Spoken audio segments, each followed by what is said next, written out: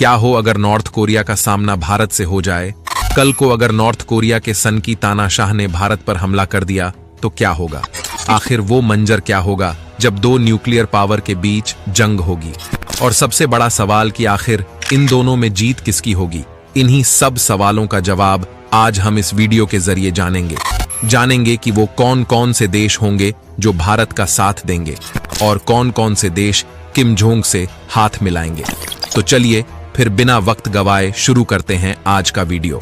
दोस्तों, north Korea दुनिया के नक्शे पर मौजूद वो देश है जिसका कोई भरोसा नहीं कब क्या कर दे। तानाशाह का ये देश कभी भी कुछ भी करने को तैयार रहता है। इसलिए अगर उत्तर कोरिया किसी देश से जंग का ऐलान करता है तो उसे हल्के में लेना ठीक नहीं होगा। वही अगर ये जंग भारत से हो तो सबसे पहले दोनों देश अपने समर्थन के लिए साथी चुनेंगे। तो ऐसे में सबसे पहले ये जानते हैं कि आखिर वो कौन से देश होंगे जो इंडिया का साथ देंगे। तो इसमें सबसे पहला नाम आता है अमेरिका। अमेरिका इंडिया के सबसे अच्छे दोस्तों में से एक है, जिसकी वजह बायलैटरल ट्रेड के साथ कई दूसरी बातें हैं। वहीं यह बात भी दिमाग में रखनी चाहिए कि नॉर्थ कोरिया से अमेरिका की खटपट पहले से ही है और यही वजह है कि आए दिन नॉर्थ कोरिया अमेरिका को धमकाता रहता है। वहीं दूसरा देश जो भारत का साथ देगा वो है रशिया, क्योंकि भारत और रशिया का संबंध आज से नहीं बहुत पहले से अच्छे रहे हैं। वैसे भारत के जितने अच्छे संबंध इजराइल और फ्रांस से है, उतना ही ज्यादा ये देश नॉर्थ कोरिया को खटते हैं। इसलिए ये देश भी भारत के साथ आने में ज्यादा देर नहीं लगाएंगे। वैसे यहाँ गौर करने वाली बात यह है कि अगर नॉर्थ कोरिया और भारत आमने सामने आते हैं तो नॉर्थ कोरिया के आसपास के देश भी भारत का ही साथ देंगे, जिसमें सबसे पहला नाम है जापान, जिसे नॉर्थ कोरिया की आड़ी टेढ़ी करतूतों से सबसे ज्यादा खतरा है। इसलिए एशिया में दबदबा कायम रखने के लिए जापान भारत का ही साथ देगा, क्योंकि जापान भी यह जानता है कि अगर नॉर्थ कोरिया को यहां पर नहीं रोका तो अगला निशाना वही होगा। क्योंकि हाल ही में नॉर्थ कोरिया ने कुछ मिसाइलों के परीक्षण किए थे जो बिना किसी परमिशन के जापान के ऊपर से उड़ा दिए गए थे, जिससे जापान का नॉर्थ कोरिया के खिलाफ लड़ना लाजमी है। वहीं जंग के दौरान भारत के पास उत्तर कोरिया के नंबर 1 दुश्मन साउथ कोरिया का भी साथ मिलेगा। यहां गौर करने वाली बात यह है कि बंटवारे के वक्त से ही साउथ कोरिया का अमेरिका से अच्छे संबंध रहे हैं, जिसका जीता जगता उदाहरण यह है कि साउथ कोरिया में आज भी 28,000 अमेरिकी जवान तैनात हैं, जो जंग के वक्त नॉर्थ कोरिया के खिलाफ और भारत के मददगार साबित हो सकते हैं। वहीं अगर बात नॉर्थ कोरिया की टीम की करें तो यहाँ एक चीज गौर करने वाली है कि नॉर्थ कोरिया को हमेशा से ही चीन का साथ मिलता रहा है और अगर चीन जंग में उतरा तो उसका कर्जदार पाकिस्तान भी बिना सोचे समझे यहाँ टूट पड़ेगा। वही अगर अमेरिका और इजराइल भारत का साथ देंगे तो ईरान भी स्वाभाविक रूप से नॉर्थ कोरिया का ही साथ देगा। और आपको तो पता ही है कि ईरान और नॉर्थ कोरिया के संबंध पहले से ही काफी अच्छे रहे हैं।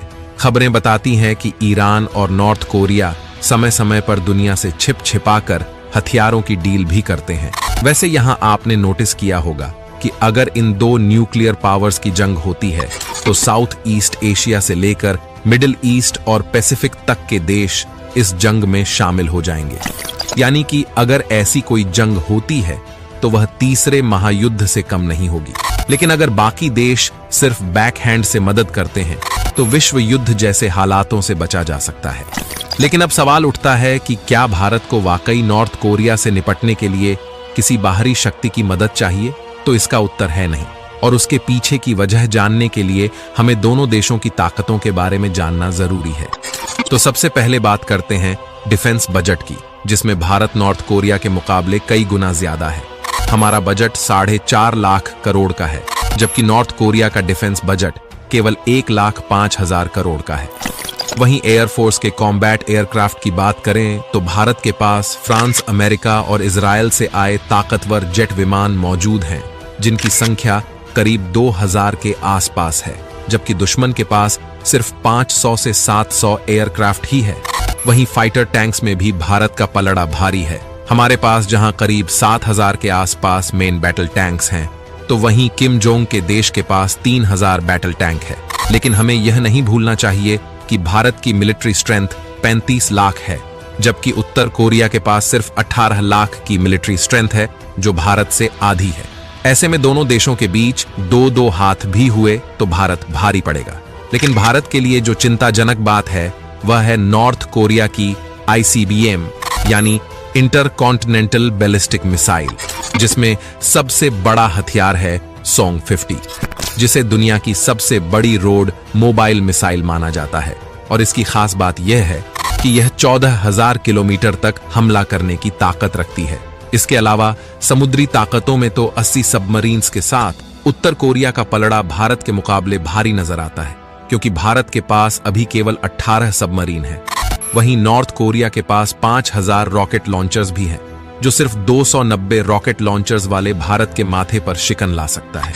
लेकिन अगर सबमरीन के बल पर नॉर्थ कोरिया आंख दिखाना चाहेगा तो उसे यह नहीं भूलना चाहिए कि भारत के पास 2 एयरक्राफ्ट कैरियर भी है। वही इस मामले में नॉर्थ कोरिया के पास एक भी एयरक्राफ्ट कैरियर नहीं है। इसके अलावा भी हमारे पास 20 फ्रिगेट, 25 कार्वेट और 12 डिस्ट्रॉयर जैसे नेवल एसेट्स है, जिसका मुकाबला करना उत्तर कोरिया के लिए इतना आसान नहीं होने वाला है।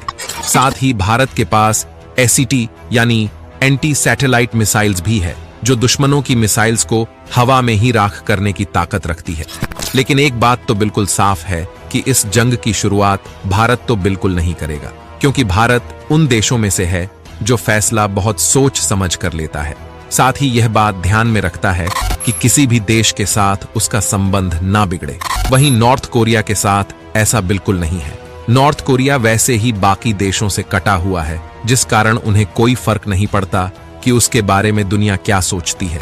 खैर, इसका यह मतलब नहीं है कि नॉर्थ कोरिया भारत पर हमला करेगा तो भारत हाथ पर हाथ धरे बैठा रहेगा, क्योंकि यह आज का भारत है जो पहले के मुकाबले बहुत अलग है।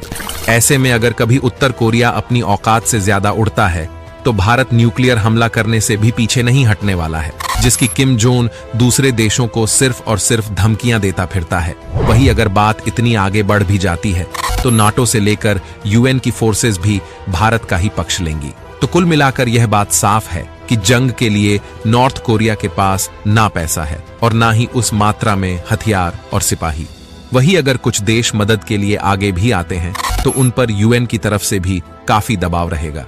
वैसे इस जंग के ना होने का कारण यह भी है कि नॉर्थ कोरिया भारत जैसे देश के खिलाफ लड़ने के लिए सपोर्ट ही नहीं जुटा पाएगा, क्योंकि दुनिया वाकिफ है कि भारत की सेना अपने दुश्मनों के साथ क्या क्या कर सकता है। क्योंकि यह जगह जाहिर है कि दुनिया के नक्शे में भारत वो देश रहा है जिससे हर कोई दोस्ती करना चाहता है।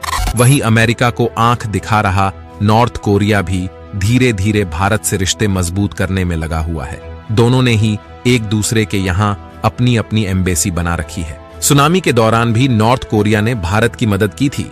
वहीं कोरोना के दौरान UN के कहने पर भी भारत ने नॉर्थ कोरिया की आर्थिक मदद भी की थी। यानी फिलहाल तो भारत को नॉर्थ कोरिया से कोई खतरा नहीं है। तो दोस्तों, आज के लिए बस इतना ही। वैसे आपका क्या कहना है इस जंग के बारे में? आप अपनी राय हमें कमेंट करके जरूर बताइएगा। धन्यवाद।